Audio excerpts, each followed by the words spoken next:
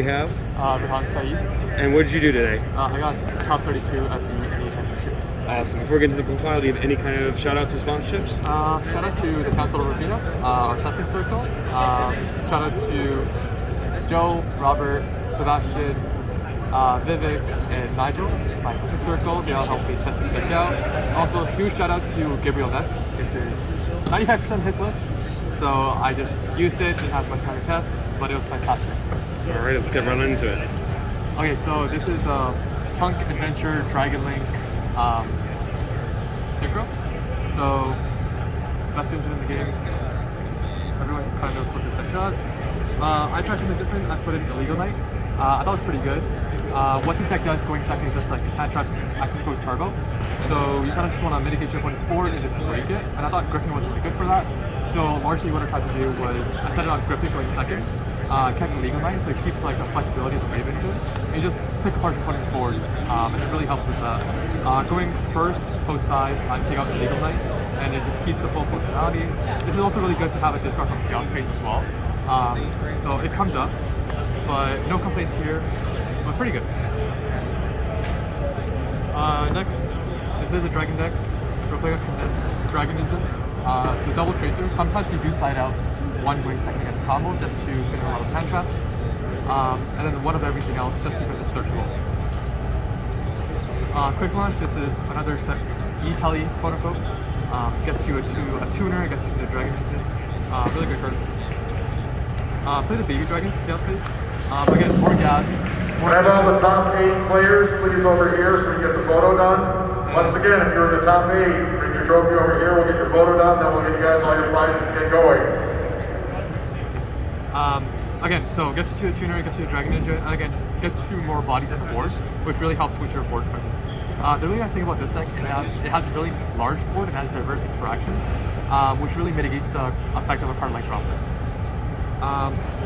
Another engine, Rose Dragon engine. This is by far like the power play of the deck. You get it out obviously with help, and you just extend from there. I was also playing the Punk stuff, so one of each. You don't really want to see them. You want to see this card. So again, another set of like E-Teles with the quick launches. You just see like bomb cards all the time, and just helps you extend and combo and get you to your end board. The only true break from all this is actually just turn note. Everything else is just fine to see, and you can just combo with the other cards you have as well. Power 1-ups, Fairy Tale Snow, Destrudo, Foolish Burial, Callback. Because of it, my opponent had this, and I lost top 32 because of it. You usually send this to diversify interactions, and you have Parting Grave. And usually like mill half of your deck in just like the entirety of your combo, so you have enough snow mills usually for like 2 to 3.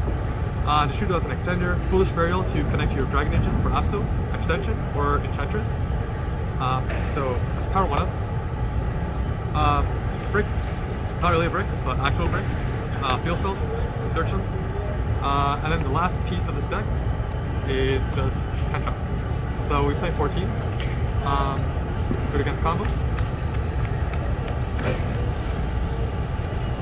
So usually like try to synergize with like the light and dark concept of the deck.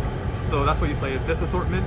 The nice part is they're also, majority of them are tuners, so they do help you get into your Healthy Fabrics lines. Gamma's insane. Gamma was insane the entirety of the tournament. And then the nice thing is because everyone's on Brave, any assortment of like Nib plus hand traps, it's just game against combo or like any Punk Adventure deck. So that was the main deck lineup. Any questions? What would you change it moving forward? Probably third over. Yeah, Probably third over. Ogre was nice this weekend. Nets played 2, I just copied Nets. And I wanted the illegal Nets, so I just threw in the illegal. Are you going to continue playing this after Power of the Elements? Probably not. Probably not. This was good for one event. It's really fun to play, which is nice, just because like you see all this gas. It's really fun to play. Extra deck, Borderland, really good card. It's really hard to out. Actually, in the mirror match, outside of Dracoback, you have no out. So in the mirror match, whoever makes Borderland is in a really commanding position. Access code for the OTKs, Unicorn for IP and stuff. Triple Burst Dragon for the line that you try to climb up into Borderland with Misty and stuff. Huggy Fabrics, amazing. Dark was fantastic. Twice or thrice this tournament, I took my opponents to Ogre Dance, got into my side of the field, and got into my Punk kitchen with it, so this was fantastic. IP Masquerade as part of your end board helps against the Despia deck. because sometimes they play album editors, so they set all bats and content feature board. So having the IP helps you get rid of that threat. Helps you get into your Rocket Engine, Fisty, Striker Dragon, so all the good links. You never miss Seal? No, never missed Seal. Never felt it I needed it. I think the biggest thing was that in the previous iteration of the Dragon Link deck, you had a grind game. This deck doesn't really have a grind game. Like, it's better than the Punk Adventure deck, but really you want your turn one Top more to 8, stick. you are done with your picture. Come on over to the stage. We have other stuff to give you. Once again, top 8 competitors, come on over and get your prizing. And you don't really have good dragons to summon out of it. Like before you had like black metal, more absolutes, etc.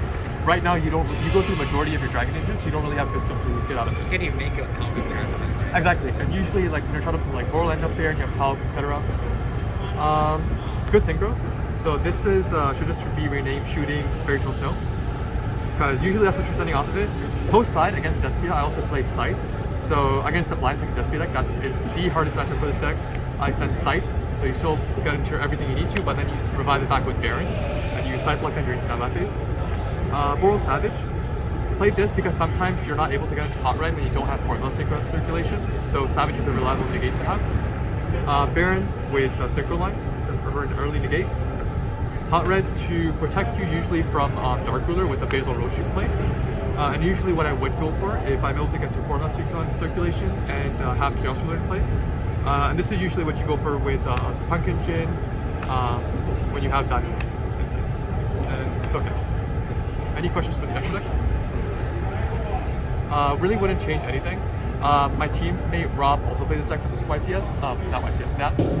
And he played Appaloosa over the Dark, and I thought he said Appaloosa was really good.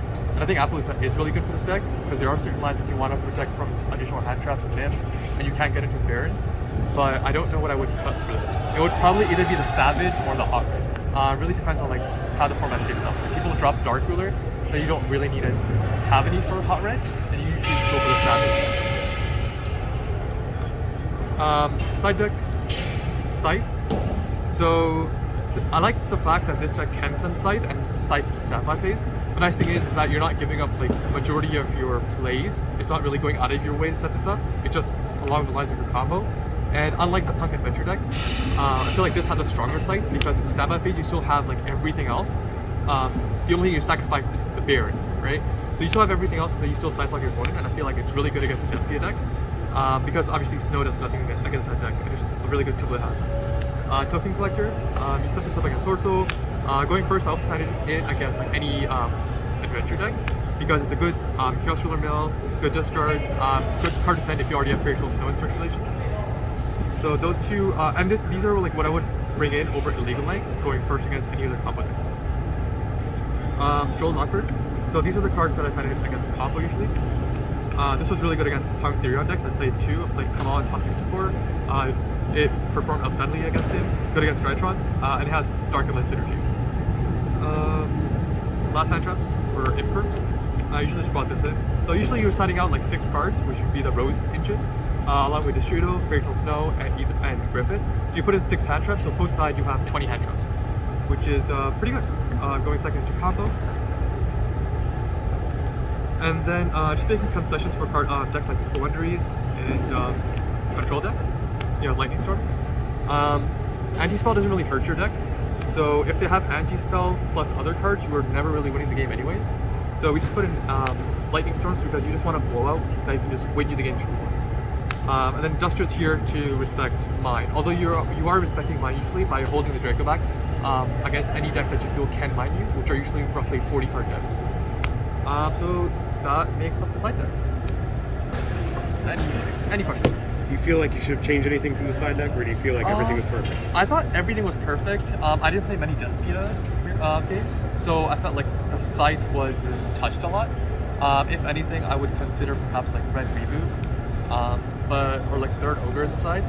But that's about it. I thought the deck was amazing. It was really good, and I thought it made use of like the best cards in the game right now. No complaints. I just lost to variants in top 32, and it happens. All right, you had a good showing, man.